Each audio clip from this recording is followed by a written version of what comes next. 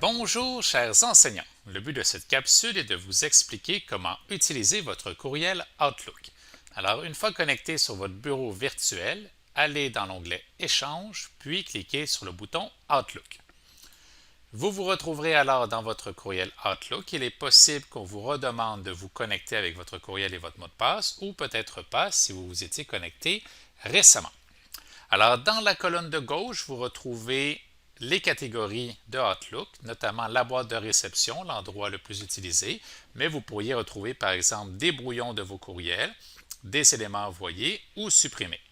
Vous avez une bande avec tous les derniers courriels reçus et pour le consulter, vous n'avez qu'à cliquer sur le courriel pour qu'il s'affiche à droite. Alors, une fois le message lu, vous voyez qu'ici nous avons une invitation pour une réunion. Vous avez différentes options. Alors, vous pourriez cliquer sur J'aime pour dire que vous avez reçu, mais il faudrait y répondre. Vous avez l'option de répondre à une seule personne, donc qui serait la personne qui vous a envoyé le message, ou vous pourriez répondre à tous. Alors, tous ceux qui ont reçu ce message recevront votre réponse. Alors, il est très important de distinguer les deux. Plus il y a de personnes qui ont reçu ce courriel, et moins nous devrions utiliser le bouton Répondre à tous. Vous pouvez aussi utiliser le bouton Transférer pour envoyer à un autre courriel ou à une autre personne le message que vous avez reçu. En cliquant sur les trois petits points, vous avez d'autres actions possibles, donc les principales étant en haut. Vous avez aussi l'option de supprimer et d'autres options de classement. Vous avez aussi la bande horizontale en haut, donc vous pouvez supprimer le message. Vous pouvez l'identifier comme courrier indésirable, par exemple si vous recevez de la publicité. Vous pouvez aussi déplacer le courriel dans un dossier, donc vous pouvez organiser par matière, par exemple, ou par thème, différents dossiers. Vous pouvez aussi catégoriser en appliquant des petits rubans de couleur à côté de vos messages. Et voilà les fonctions de base pour répondre à quelqu'un. Alors, soit vous cliquez sur Répondre, sinon vous pouvez aussi en haut à gauche envoyer un nouveau message. Lorsque vous envoyez un nouveau message, vous devez indiquer le courriel de la personne dans la ligne A.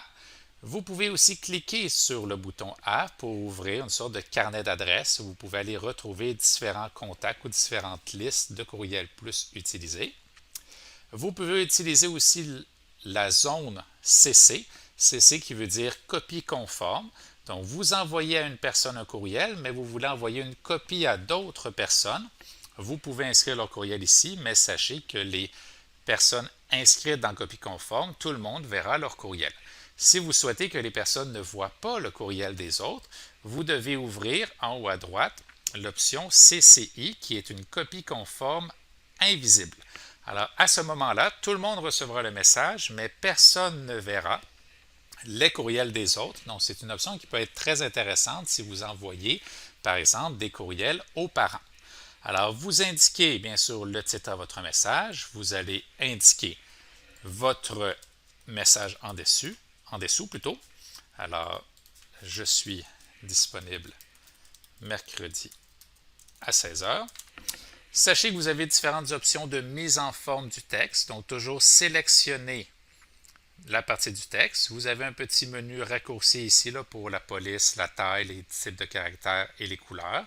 Sinon, vous avez la bande ici plus bas où vous avez un peu plus d'options, notamment les listes à puces et à numéros, l'alignement du texte, la possibilité d'insérer un lien et d'autres options un peu plus rarement utilisées. Si votre message est prêt, vous pouvez cliquer sur Envoyer. Sinon, sur la flèche à côté, vous pouvez décider d'envoyer ultérieurement, donc à une date différente de maintenant. Si vous changez d'idée et vous ne souhaitez plus du tout envoyer ce message, vous pouvez l'abandonner, donc le supprimer. Vous pouvez joindre des attachements, donc soit à partir de votre ordinateur, soit à partir d'un emplacement en ligne qui sera votre OneDrive. Vous pouvez aussi insérer une image, des GIFs ou des emojis, et vous avez d'autres options dans les trois petits points. Vous avez aussi en haut les options principales, donc envoyer, joindre, abandonner, et d'autres options ici. Alors, c'est comment vous pouvez envoyer un courriel assez simplement à vos collègues. Il y a d'autres options très intéressantes. Alors, je vous encourage à aller en haut à droite dans la roue dentelée qui s'appelle Paramètres. Alors, vous avez certains paramètres de base, surtout au niveau de l'entête pour la personnaliser et des options d'affichage, mais je vous invite à cliquer sur afficher tous les paramètres.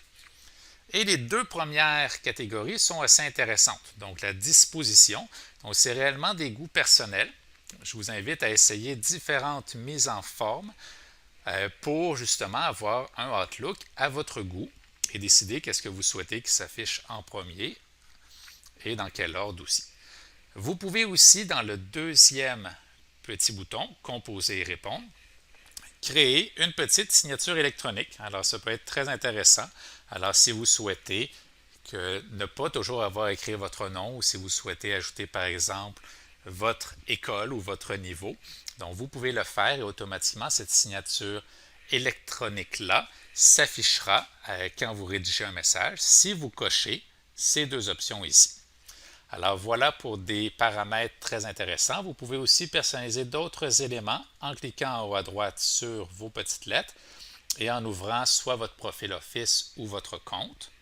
Vous pouvez aussi à cet endroit vous déconnecter. Donc si plusieurs personnes utilisent le même ordinateur ou si vous avez plus d'un courriel, alors il faudra vous déconnecter entre chaque utilisation.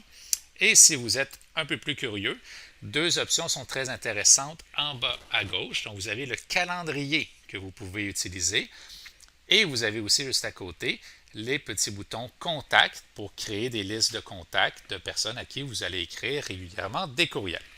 Alors, vous connaissez maintenant les options de base de votre courriel Outlook.